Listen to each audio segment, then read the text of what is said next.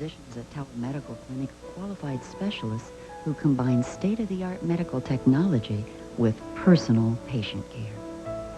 The Tower Medical Clinic, here for your good health. For an appointment, call 279-WELL. Out here, I don't mind some help. Like this ivamecporon. Convenient. Now I can get externals like lice and internals too, and that's 2 jobs at once. Ivamecporon for cattle controls internal and external parasites. Before he conquered primetime, Seinfeld grabbed the spotlight on The Tonight Show, and your chance of that spotlight is coming soon to Merle Hay Mall. The Tonight Show with Jay Leno Comedy Challenge. Stay tuned for details. I love it, I love it, I love it! Good morning. With the first of the presidential debates set for this weekend, all 3 candidates are hitting the books. George Bush is hunkered down in the White House. Bill Clinton has left Little Rock for the relative privacy of a hotel room in Kansas City. And Ross Perot is said to be working round the clock in Dallas. With expectations running high, it's the calm before the political storm today, Friday, October the 9th, 1992.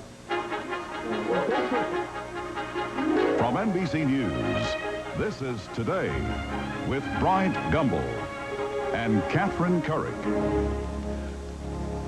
And good morning. Welcome to Today on a Friday morning. I'm forbidden from saying getaway morning, I guess. No, you're not. Oh, okay. It's a getaway morning. We're going to look to Sunday's presidential debates an awful lot this morning, including 2 very special guests. That's right. Well, Brian, it's so interesting to note that the spinmeisters are already at work talking about expectation, what each candidate has to do, the Ross Perot factor. We'll get a very interesting perspective from 2 men who have been through the debate ringer, Gerald Ford and Michael Dukakis. How about John Chancellor? He didn't do the Lincoln-Douglas debates, but he did start with Kennedy-Nixon. He'll be along to... Sure, he'll appreciate that comment. He'll be along to give us his insights, and we'll check in with both camps, too. And some other matters this morning. We have a special interview on tap with Robert Redford. Jackie Collins is going to be here, and also Jim Pollard. That's right. Got a cheetah with him, right? Very fast spot. Let's go to the news desk. Dawn Fratangelo of WNBC TV is joining us while Margaret Larson's on maternity leave. Heard from Margaret this morning. She's doing well. She and Kyle are awake and watch. That's very nice. Now, how's Ann Curry doing? We've got a report from her. She's doing fine, but the doctor, I guess, advised her to stay in bed this week. So for people who are interested in how Ann's doing, we wanted to give that report as well. Now that the baby check is done, go ahead, Dawn. Thank you.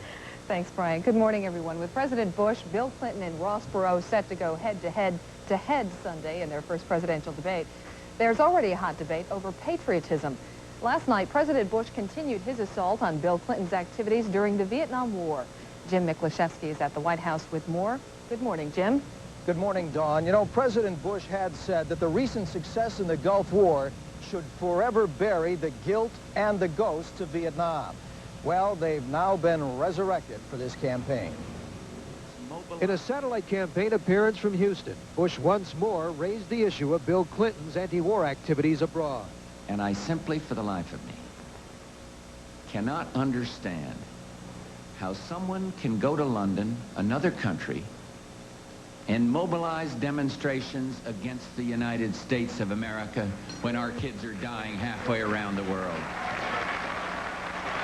But it was nearly 4 years ago in his inauguration speech that Bush declared Vietnam should no longer divide the nation. That war began in earnest a quarter of a century ago. And surely the statute of limitations has been reached.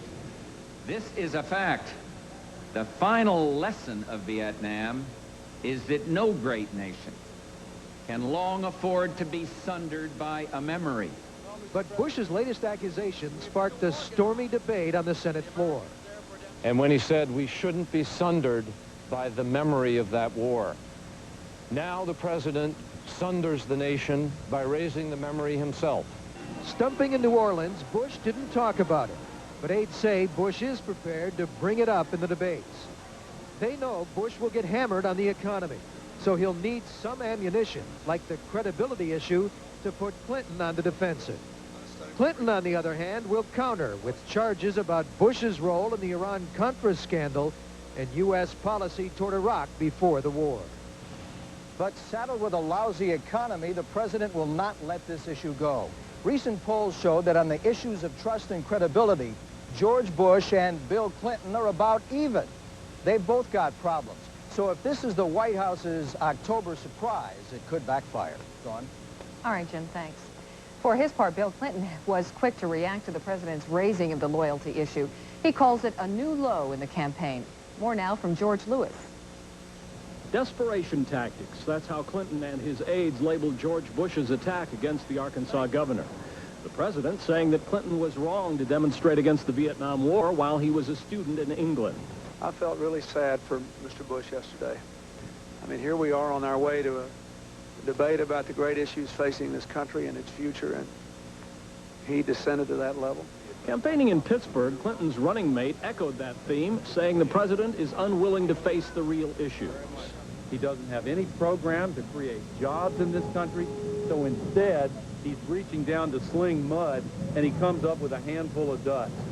And in London, Tariq Ali, a noted leader of the anti-war movement in England during the 60s, said Bill Clinton played no major role in that movement. We knew the Americans who were around. We maintained contact with them. But Bill Clinton wasn't one of them. Clinton will be spending the day in this Kansas City hotel studying his briefing books and going through a series of mock debates with campaign advisors. He's hoping his voice will be all right for his Sunday night encounter with President Bush and H. Ross Perot. George Lewis, NBC News, with the Clinton campaign in Kansas City.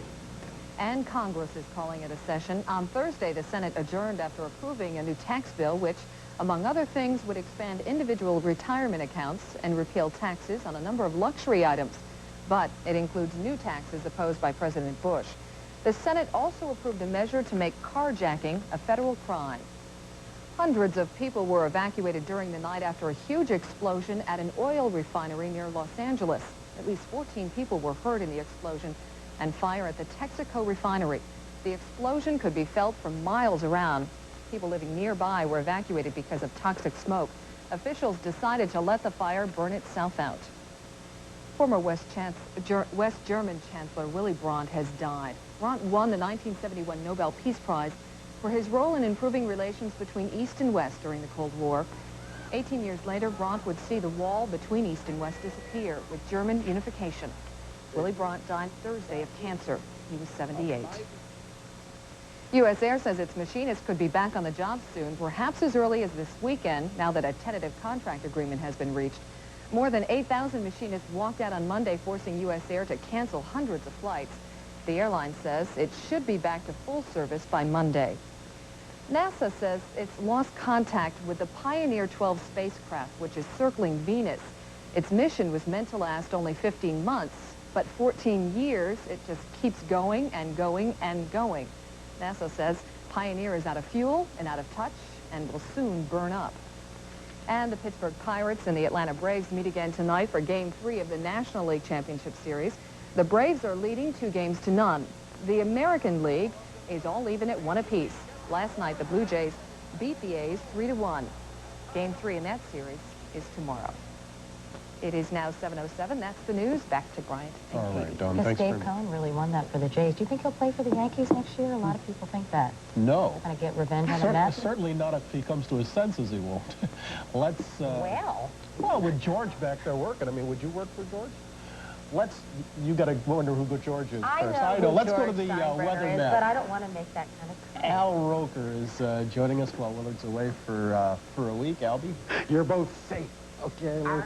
Yeah, well, Uncle Willard will be back on Monday, but in the meantime, we got some wet weather for the northeast. Strong low pressure system heading toward the western Great Lakes, really cranking up and showing you a lot of moisture out there. Let's check out the afternoon temperatures. You'll see that we've got some cool weather to start off the weekend. 40s, 50s, and 60s for the northern half of the country. 70s and 80s as you get down into the southern half, along with some 90s out to the west. Now, as far as your weather for today, again, here's that low pressure system. A lot of wet weather with maybe some thunderstorms around the Great Lakes. Ahead of the cold front, we do have a slight risk of some severe thunderstorms from New York State all the way down into the mid-Atlantic states. Wet weather down in northern Florida, out west. A few errant thunderstorms here and there. Sunny and cool up to the northwest. Sunny and hot down the southwest, and fog in central and southern California. That's what's going on around the country. Here's what's happening in your neck of the woods. Well, here we are. It's Friday, and our storm system that we had run right on through Iowa is now up to the north and to the east. Another system coming in on its heels will bring in some clouds and probably some rain for this evening and your Saturday. The forecast looks like this. Partly cloudy skies, 58 degrees for an afternoon high temperature. Maybe a stray shower this morning, but that should be ending soon. Tonight, a better chance for rain showers and 44 degrees. And then your Saturday looks okay in the afternoon, but first, a few rain showers. 7:09. Now here's Kate. Thank you, Al. On Close-Up this morning, finally, the debates. The first of 4 presidential and vice presidential showdowns occurs Sunday in St. Louis. It will mark the opening salvo in the final 3 weeks of the presidential campaign. 2 veterans of presidential debates are with us now. Former President Gerald Ford is in King of Prussia, Pennsylvania this morning, and former Massachusetts Governor Michael Dukakis, who dueled with George Bush 4 years ago, is at our NBC affiliate WBZ TV in Boston. Good morning to you both. Good morning. Nice to see you. President Ford, let me start with you if I could. I can't imagine that you're too envious of the cramming sessions the candidates are going through right now. Can you describe for us what it's like preparing for a debate? Well, it does take a little time, and you have to have a staff that sifts out the right issues and presents the kind of tough questions that will be asked by the moderators or by anybody else. It's a matter of preparation in a responsible way so that when you are on the tube, you project the kind of answers you want and you respond with a presidential appearance. And it's tough, and sometimes things don't go exactly the way you would like, but it's a very crucial case in this instance for George Bush. When you're behind, it's important to do the very best you can, and I'm sure President Bush is preparing himself adequately and effectively. What do you think is President Bush's main objective in these debates?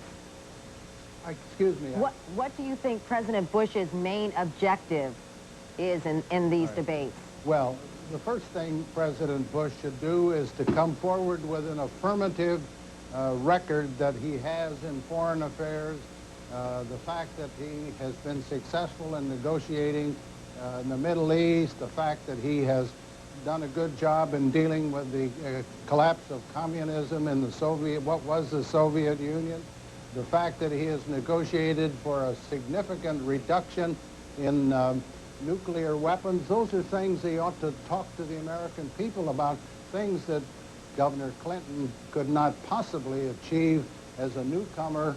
He would start from zero in this kind of an area. In addition, the president ought to attack where Clinton is weak. I think Clinton's economic program does call for extreme increases in expenditures. I think it will lead inevitably to inflation, and we go back to the old Democrat inflation of 13% and prime interest rates at 21%. Bush ought to be affirmative and aggressive.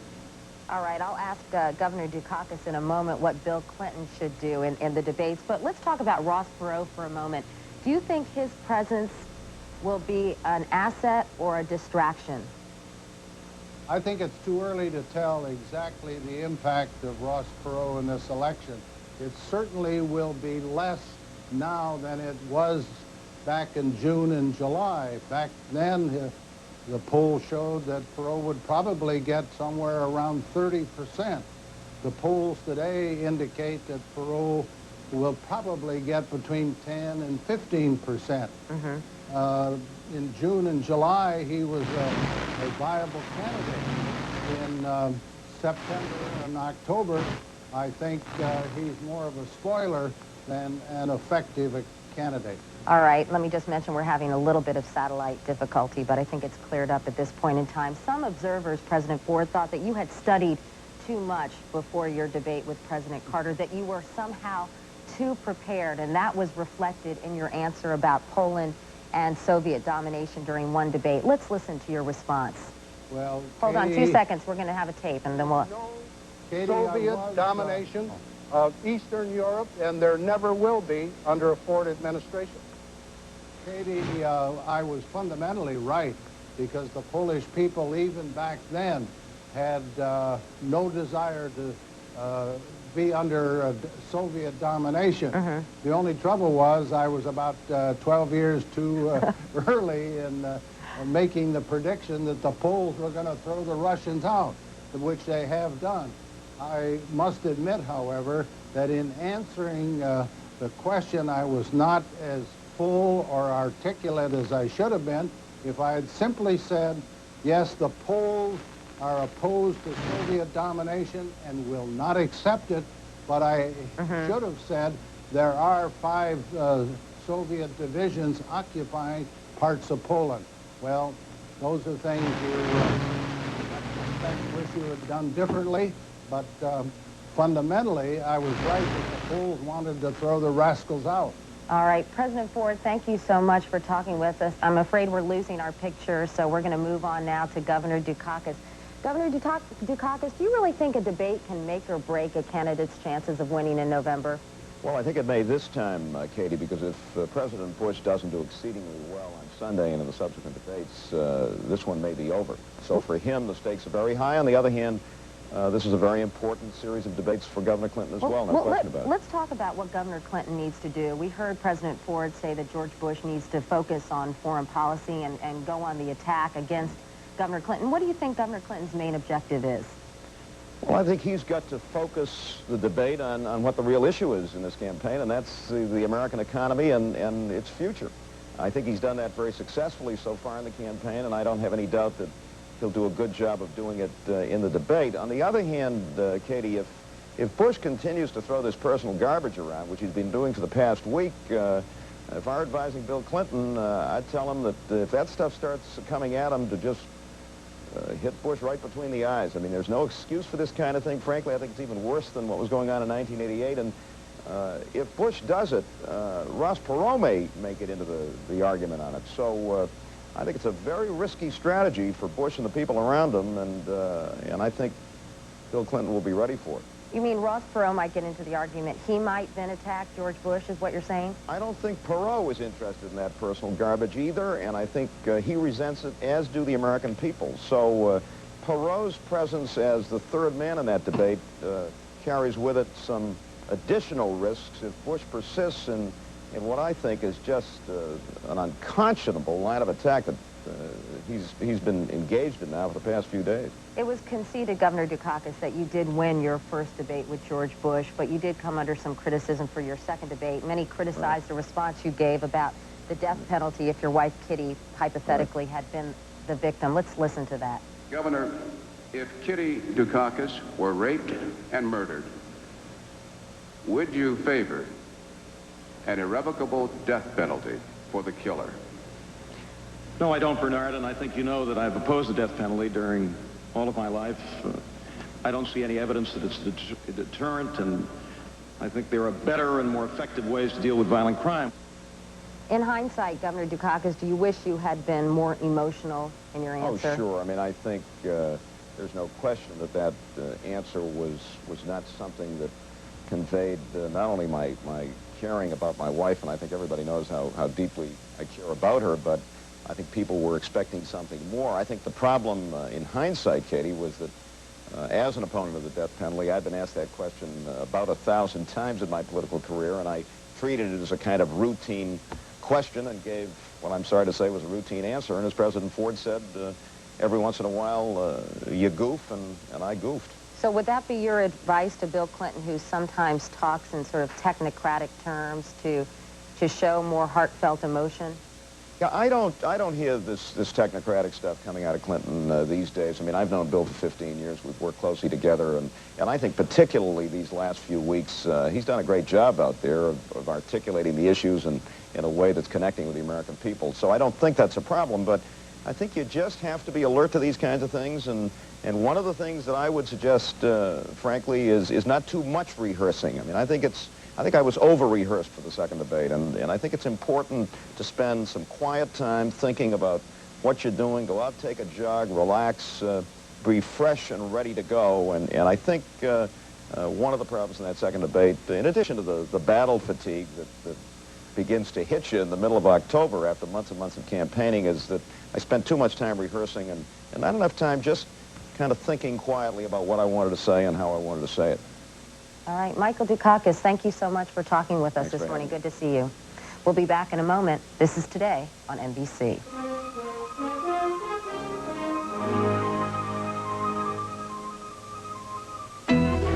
believe she came to disappear. Others say it was a man. The monk who later speak of her face as radiant with volupte. There is no proper translation. Trust me. I trust only my senses.